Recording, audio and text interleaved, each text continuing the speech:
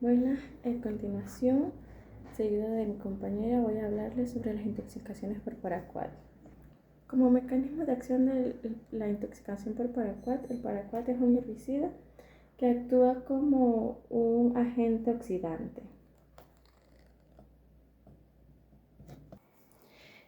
Podemos ver que se metaboliza en el cuerpo y genera radicales libres, lo que causa daño oxidativo en las membranas celulares y en los tejidos, especialmente en los pulmones. Podemos seguir con su farmacocinética. Su absorción es rápida a través del tracto digestivo gastrointestinal y también a través de la piel. Su distribución es rápido, sobre todo en el cuerpo, concentrándose en los pulmones e hígado y riñones. Su metabolismo principalmente es en el hígado, aunque en la parte de excreción sin cambios. Su excreción principalmente en la orina, la vida media puede ser de varias horas o días, dependiendo de la dosis que haya tomado el paciente. En los datos del laboratorio está el hemograma completo, las pruebas de función hepática, renal, análisis de sangre y gases a nivel de paraquat en sangre, aunque no son rutinarios. También hay imágenes con radiografía de tórax y evaluación de la presencia de edema pulmonar. También podemos ver que los signos y síntomas que van a tener las intoxicaciones por paraquat van a ser náuseas, vómito, dolor abdominal, diarrea y ardor en la boca y garganta. Los signos tardíos que puede presentar una intoxicación por paraquat va a ser dificultad respiratoria, tos, edema pulmonar, insuficiencia respiratoria y daño renal severo. Como antídoto, no hay antídoto específico para una intoxicación por paraquat.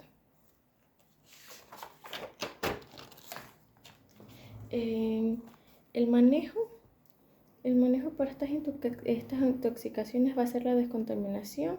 Si la ingestión fue reciente, administrar carbón activado dentro de la primera o segunda hora. Se realiza un lavado gástrico y si es apropiado. Hay que administrar un soporte respiratorio en caso de que el edema pulmonar. Puede ser necesaria una intubación y una ventilación mecánica. El manejo de complicaciones va a ser monitoreo y tratamiento de la insuficiencia renal y otras complicaciones que pueden existir. Su mecanismo de oxidación va a haber daño oxidativo, como ya hemos dicho. En la generación de radicales libres causa perioxidación lipídica y daño celular, especialmente en los pulmones, lo que puede llevar a una fibrosis intersticial y daño pulmonar severo, lo que causa síntomas como dificultad respiratoria, tos, cianosis y signos de insuficiencia cardíaca renal como liguria y aneuria. El diagnóstico y el tratamiento está basado en la historia clínica, o sea, la exposición al paraquat, los síntomas y las pruebas del laboratorio. Su tratamiento principal es el asintomático, soporte en cuidados intensivos si es necesario, el manejo de complicaciones.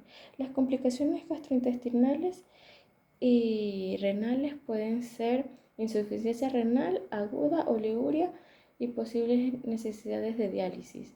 En las lesiones gastrointestinales puede estar lesiones químicas que pueden llevar hemorragias gastrointestinales, perforaciones y sepsis. En su metabolismo de excreción se metaboliza hepáticamente con forma de metabolitos reactivos. En su excreción principalmente es renal y se excreta en la orina, también se puede encontrar en las heces. Intoxicación por cáusticos. La intoxicación por cáusticos, su mecanismo de acción va a ser causando daño directo a los tejidos por su sustancia natural corrosiva, su pH es extremo.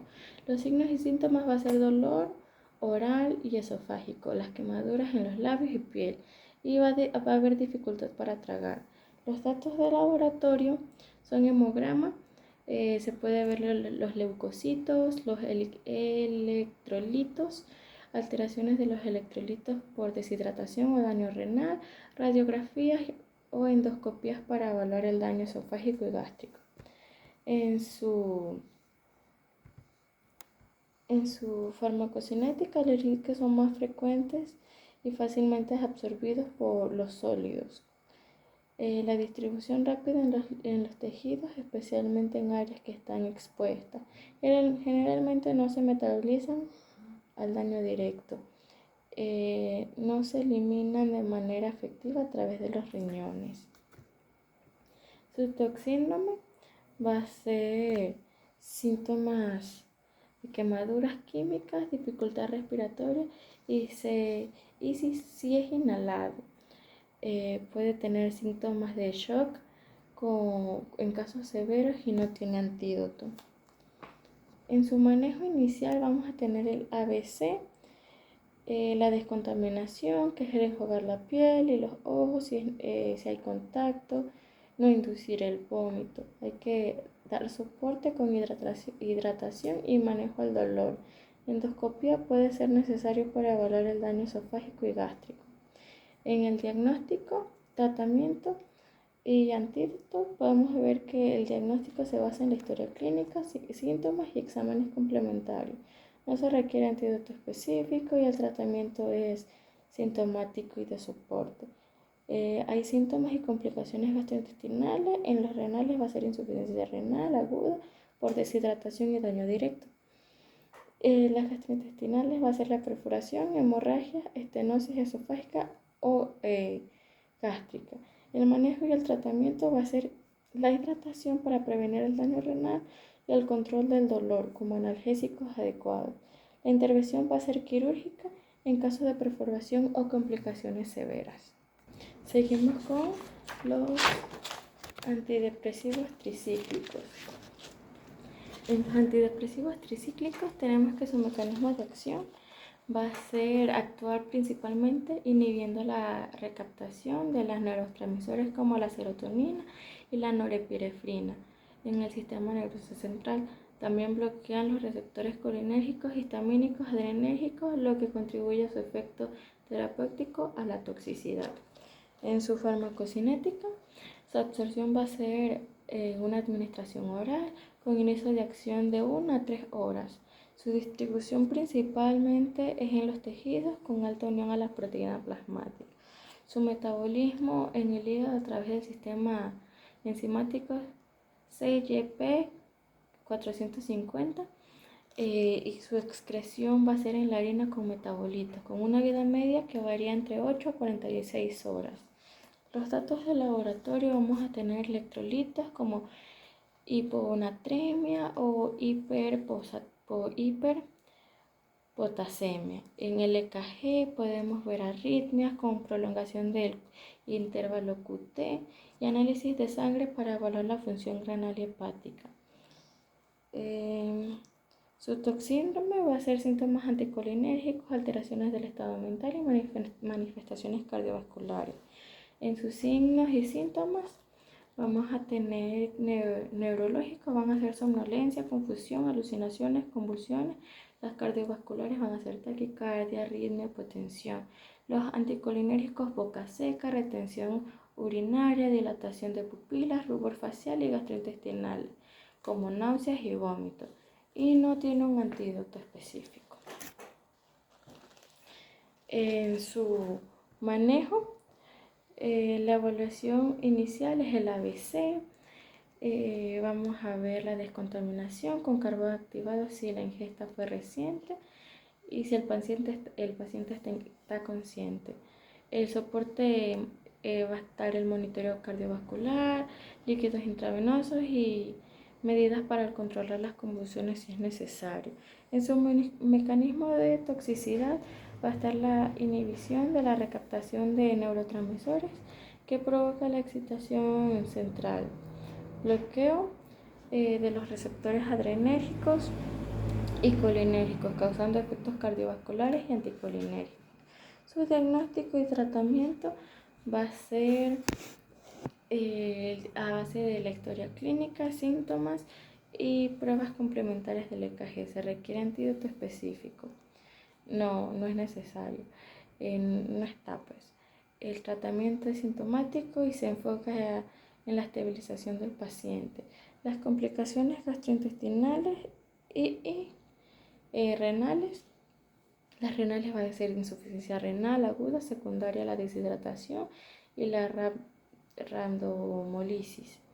La gastrointestinales va a ser náuseas, vómitos y en casos severos puede estar presente, y está también el hilio paralítico. La metabolización y excreción va a ser hepática y renal. En las intoxicaciones por monóxido de carbono vamos a tener que su mecanismo de acción se une a la hemoglobina con mayor afinidad que el oxígeno, formando carboexohemoglobina. Esto disminuye la capacidad de transporte de oxígeno en sangre y provoca hipoxia en los tejidos. Su farmacocinética es de absorción rápida por vía inhalatoria con rápida difusión a través de las membranas alveolares. Se distribuye en todo el cuerpo, afectando especialmente el sistema nervioso central y el corazón.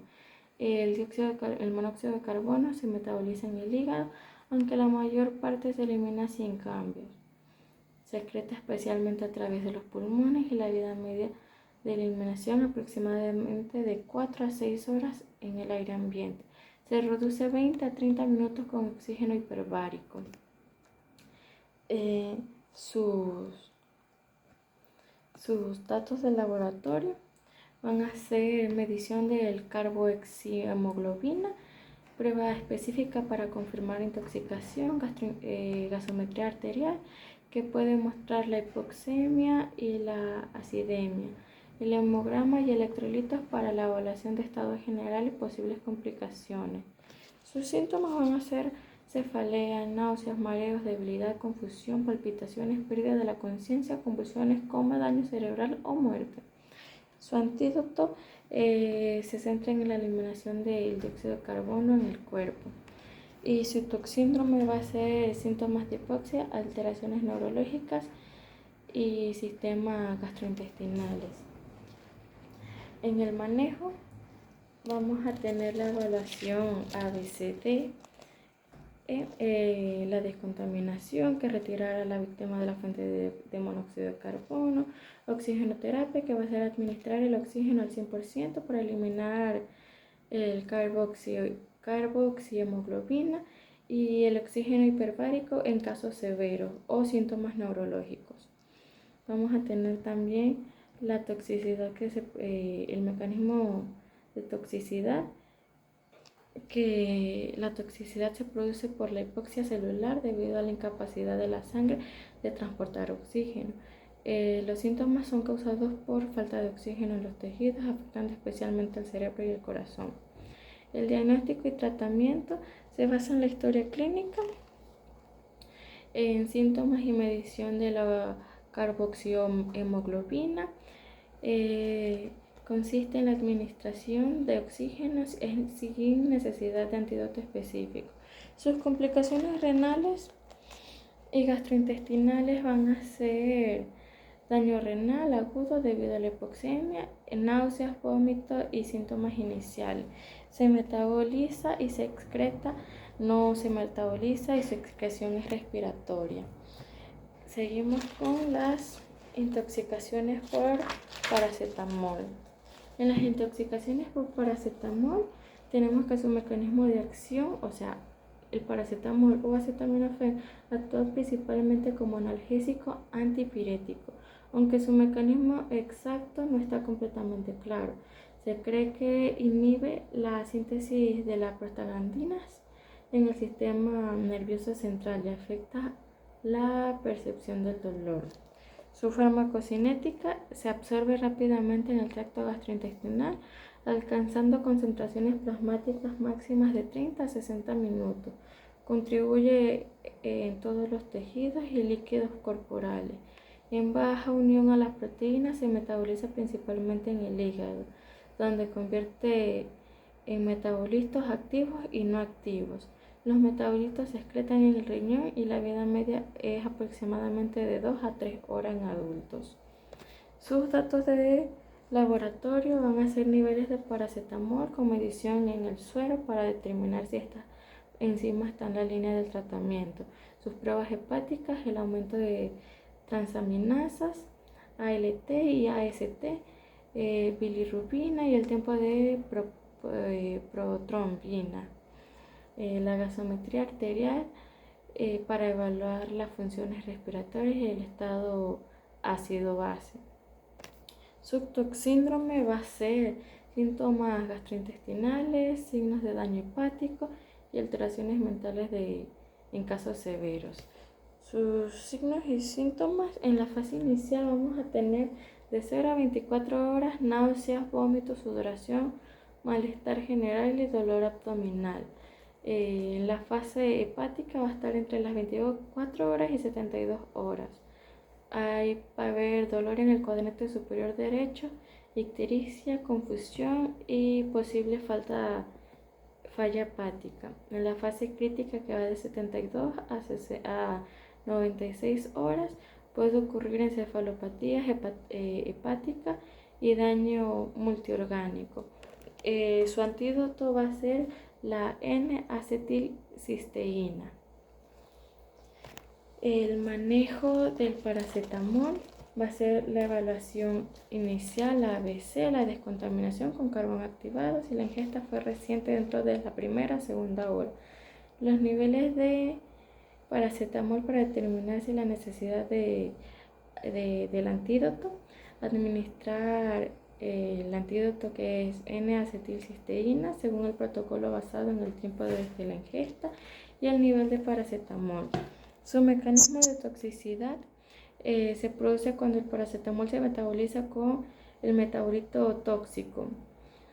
En exceso se agota el glutatión hepático. Esto resulta en daño celular y necrosis hepática. Su diagnóstico y tratamiento: el diagnóstico se basa en la historia clínica, síntomas y el nivel de paracetamol. El tratamiento inicial es con el antídoto y los niveles están por encima del límite terapéutico. Las complicaciones renales y gastrointestinales: va a haber insuficiencia aguda debido al daño hepático o deshidratación. Va a haber náuseas, vómito, dolor abdominal como síntomas iniciales y se metaboliza y se excreta hepáticamente y excreción renal. Intoxicación por hidroxicloroquina. Su mecanismo de acción es un fármaco antimalárico y un antirreumático que actúa inhibiendo la síntesis de ácido nucleico en los parásitos de malaria y tiene efectos inmunonodulares en enfermedades autoinmunitarias.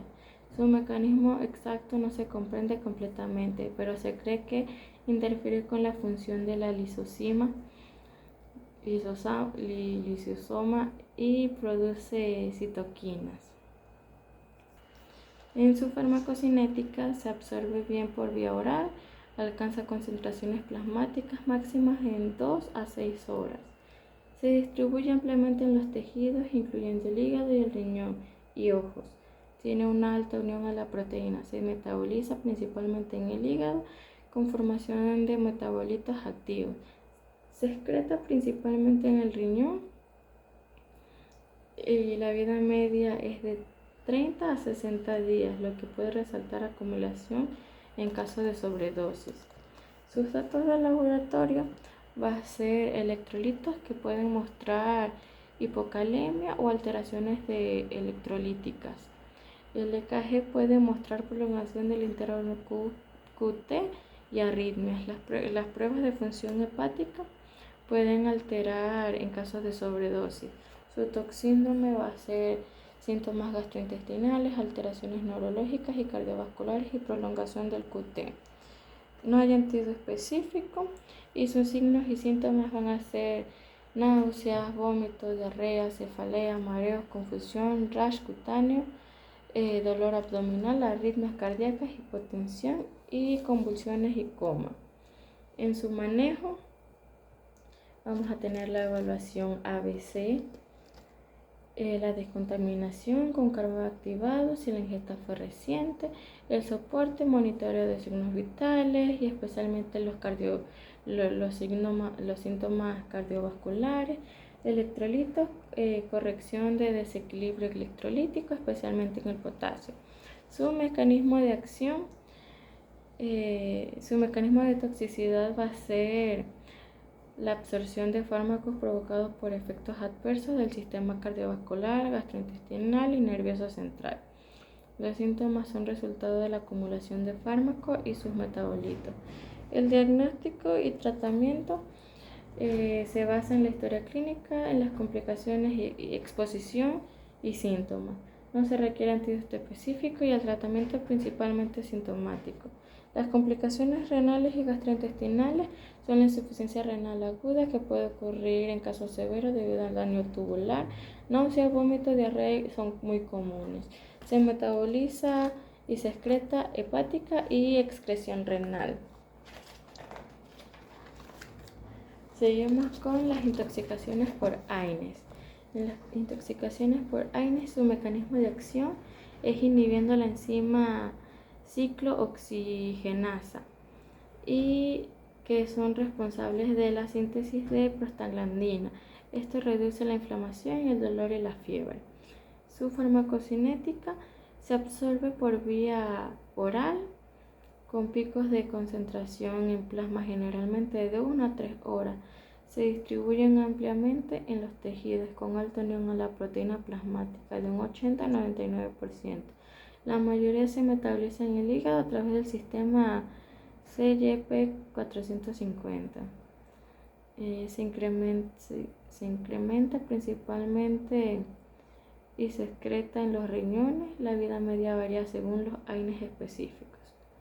Sus datos de laboratorio van a ser pruebas de función renal con aumento de la creatinina y urea, hemograma que puede demostrar la anemia y leucocitosis, pruebas hepáticas en algunos casos puede estar alterada.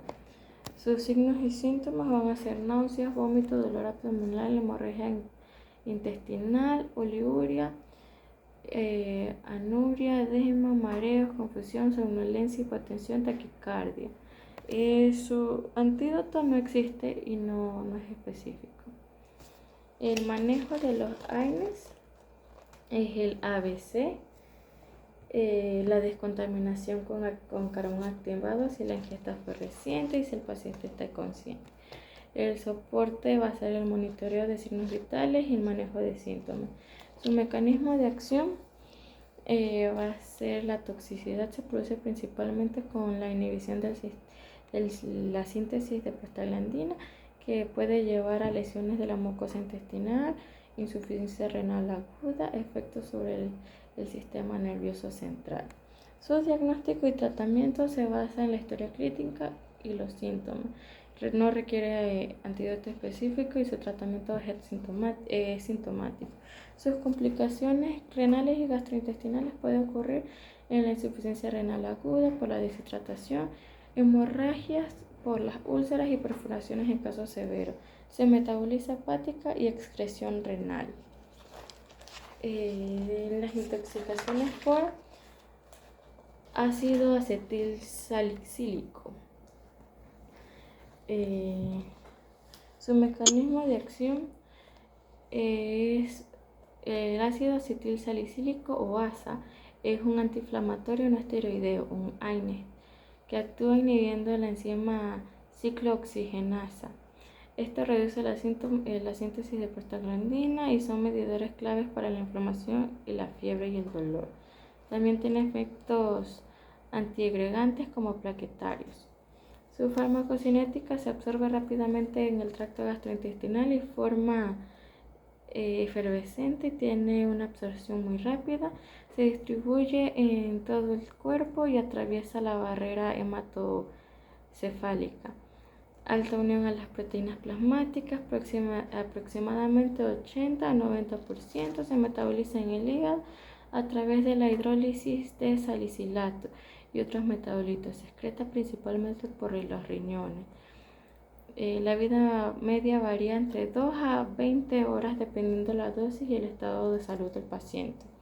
Sus datos de laboratorio son medición de suero para confirmar la intoxicación, la gasometría arterial que puede demostrar acidosis metabólica y respiratoria, los electrolitos, alteraciones en como la hipopotasemia y pruebas de disfunción renal como el aumento de creatinina y urea. Signos y síntomas van a ser náuseas, vómito, dolor, tinnitus, mareo, confusión, taquicardia, hiperventilación, coma, convulsiones, edema pulmonar, acidosis metabólica. No tiene antídoto específico y su toxíndrome va a ser síntomas gastrointestinales, efectos neurológicos, confusión, somnolencia y alteraciones respiratorias como hiperventilación. En su manejo vamos a tener que la evaluación es ABC, descontaminación, si necesita carbón activado, se monitorea los signos vitales y los niveles de salicilato, oxinoterapia, si hay hipoxia, carbón de sodio para corregir la acidosis metabólica. Su mecanismo de toxicidad debe a sus efectos sobre el metabolismo del ácido y la capacidad del cuerpo para eliminar los salicilatos. Esto puede provocar acidosis metabólica debido a la acumulación de ácido láctico y salicilato. Efectos sobre el sistema nervioso central que puede llevar al coma y convulsiones. Diagnóstico y tratamiento. El diagnóstico se basa en la historia clínica, síntomas, niveles del salicilato, no requiere antídoto específico y ese tratamiento es sintomático. Las complicaciones son renales y gastrointestinales, son insuficiencia renal aguda por deshidratación y daño tubular, gastrointestinales, náuseas, vómito, hemorragias, úlceras gástricas, se excreta y se metaboliza hepática y excreción renal. Las intoxicaciones alimentarias, virales y parasitarias y bacterianas. El mecanismo de acción de la intoxicación alimentaria puede ser causado por diversos microorganismos como las bacterias, virus o parásitos. Producen toxinas o invaden el tracto gastrointestinal causando daño directo en la célula epitelial, alterando la función intestinal y provocando inflamación. Farmacocinética. La absorción de la toxina o patógeno puede variar. En algunas toxinas son absorbidas rápidamente, mientras que los patógenos deben colonizar y multiplicarse en el intestino. La toxina puede entrar en el torrente sanguíneo y afecta a otros órganos. Las toxinas son metabolizadas por el hígado y eliminadas sin cambios. Generalmente se excreta por las heces, aunque algunos virus y bacterias pueden ser eliminados por la orina. Intoxicaciones bacterianas. Sus signos y síntomas van a ser, ejemplo, el Clostridium perfringens, que da diarrea, cólicos abdominal y náuseas. Está la Salmonella, que da fiebre, diarrea, vómito y dolor abdominal. Y la Escherichia coli da diarrea, sanguinolenta, cólicos y a veces puede dar síndrome urémico hemolítico. Sus datos de laboratorio son cultivos de heces para identificar el patógeno, hemograma para evaluar la deshidratación y respuesta inflamatoria. El antídoto no es específico, el tratamiento se basa en la rehidratación y el manejo de síntomas. Su toxíndrome es diarrea, vómito, fiebre en casos de infección bacteriana. Su manejo va a ser la rehidratación oral o intravenosa según la severidad, antibióticos en casos severos o específicos como la salmonela severa, y el monitoreo va a ser la vigilancia del signo de deshidratación y complicaciones. Las intoxicaciones virales, sus signos y síntomas en los norovirus va a ser náuseas, vómito, diarrea explosiva, calambres abdominales. En la rotavirus va a ser diarrea acuosa, fiebre y vómito y deshidratación. Sus datos de laboratorio van a ser serología y PCR para confirmar el virus en la muestra de heces. El antídoto no es específico y el tratamiento es asintomático. Su toxíndrome, vómito, diarrea y fiebre. Su manejo va a ser la rehidratación, fundamental para prevenir la deshidratación, control de síntomas, anestésicos en caso severo y aislamiento para prevenir propagación en brote. Las intoxicaciones parasitarias como la giardiasis, que da diarrea, dolor abdominal, flautulencias y náuseas. La mebiasis da diarrea con moco y sangre y dolor abdominal y fiebre. La toxoplasmosis da fiebre, fatiga, síntomas gripales. Más en inmunocomprometidos.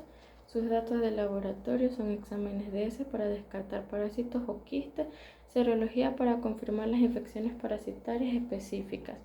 El manejo va a ser la rehidratación en las intoxicaciones alimentarias, tratamiento específico antiparasitario según el diagnóstico, monitoreo de complicaciones especialmente en casos severos. El toxíndrome, diarrea, síntomas abdominales y sistémicos dependiendo del parásito.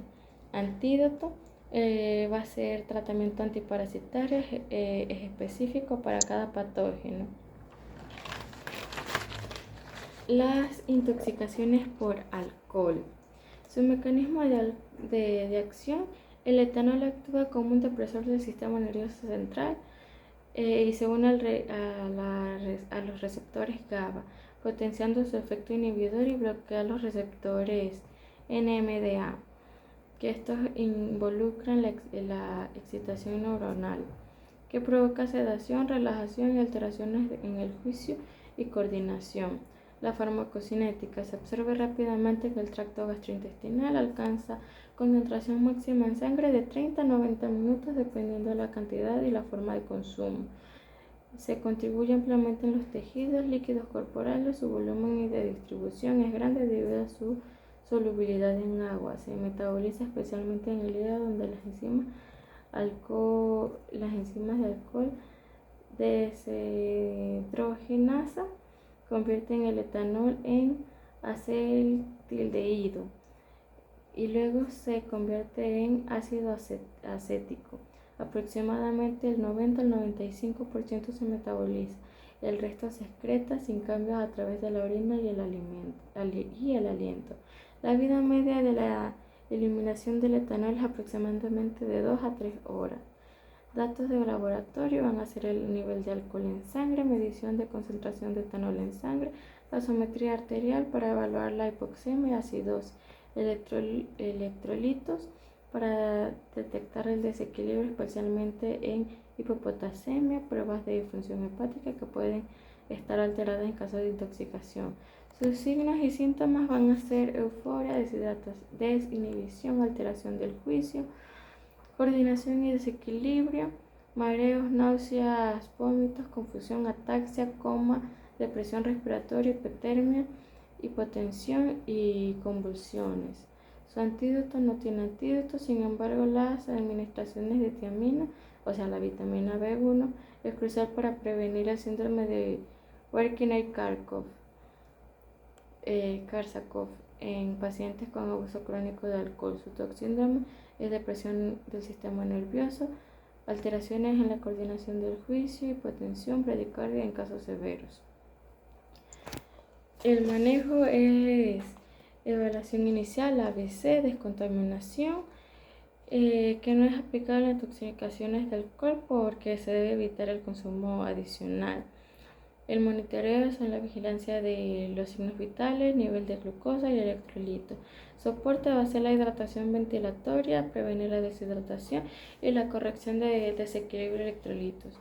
Su mecanismo de toxicidad se produce en la depresión del sistema nervioso y acumula el acetaldehído, que es un tóxico que contribuye a los síntomas de intoxicación, que son resultado de la alteración del neurotransmisor en el cerebro. El diagnóstico y el tratamiento se basa en la historia clínica, en síntomas y el nivel de alcohol en sangre.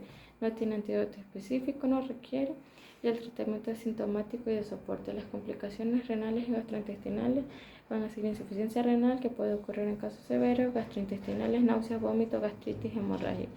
Se metaboliza hepáticamente y excreción por el renal. Intoxicaciones por metanfetamina. Su mecanismo de acción, las metanfetaminas Es un potente estimulante del sistema nervioso central, actúa principalmente aumentando la liberación de dopamina, norepinefrina y serotonina en el cerebro, que provoca euforia y aumento de la energía y altera. También inhibe la recaptación de estos neurotransmisores, prolongando su acción. Su farmacocinética es de absorción rápida de vía oral, inhalada, intravenosa y alcanza niveles pico en minutos a horas. La distribución principalmente en los tejidos incluye el cerebro y puede atravesar la barrera hematoencefálica. La metabolización en el hígado y otros tejidos formando varios metabolitos activos. Excreción principalmente en los riñones. La vida media de eliminación varía entre 9 a 24 horas dependiendo de la vía de administración y factores. Los datos de laboratorio son electrolitos, pueden mostrar desequilibrios como hipocalemia o hiperpotasemia.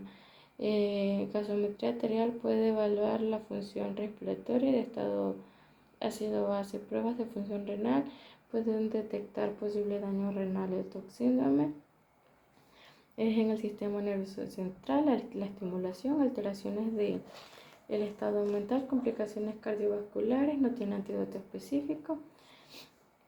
Sus signos y síntomas son aumento de energía, euforia, disminución del apetito, insomnio, ansiedad, irritabilidad, taquicardia, hipertensión, hipertermia, agitación externa, psicosis, convulsiones, arritmia y coma. Su manejo va a ser ABC. Descontaminación no es aplicable en intoxicación, pero tiene el monitoreo de signos vitales, el soporte para el respiratorio. Su toxicidad se produce por la sobreestimulación del sistema nervioso central, que puede llevar a la hipertermia, arritmia y daño múltiple de órganos. Los síntomas son resultado de la hiperactividad y de las vías dopaminérgicas y noradrenérgicas. El tratamiento y el diagnóstico se basa según la historia clínica, la exclusión de otras causas, no se requiere antídoto específico, el tratamiento es sintomático. Las complicaciones renales agudas pueden ocurrir debido a la rehemodiálisis o la deshidratación. Los gastrointestinales son náuseas, vómito en casos severos, isquemia intestinal, metabolización y excreción hepática, excreción renal. Actuación en caso de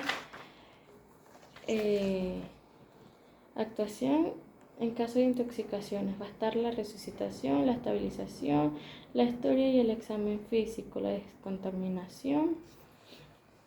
Vamos a tener los exámenes de laboratorio, la eliminación del antídoto específico, el antídoto, la resucitación y estabilización. Vamos a ver la asistencia de la ventilación, mantener la circulación, el examen y historia, examen físico y la historia clínica. Vamos a ver el examen físico completo, los métodos de contaminación, métodos gastrointestinales, lavado gástrico, carbón activado, laxantes, catárticos. Vamos a tener también exámenes de laboratorio generales y toxicológicos y muestras de eliminación del tóxico. Vamos a tener hemodiálisis, alcalización urinaria, carbón activado. Y en conclusiones, las intoxicaciones representan un daño significativo a la salud pública y es crucial que tanto la población como el personal de salud esté bien informado sobre las causas, signos y síntomas y las afecciones que pueden provocar y dejar en el organismo, cómo actúa cada uno de estos en cada caso. Cada intoxicación difiere de la otra, por lo que es importante saber la diferencia de los síntomas y signos específicos de cada uno. En conclusión, las intoxicaciones pueden ser de distintos tipos, por lo que el personal de salud debe estar muy informado sobre la etiología de cada una de ellas, igual que la población. Bibliografías y muchas gracias.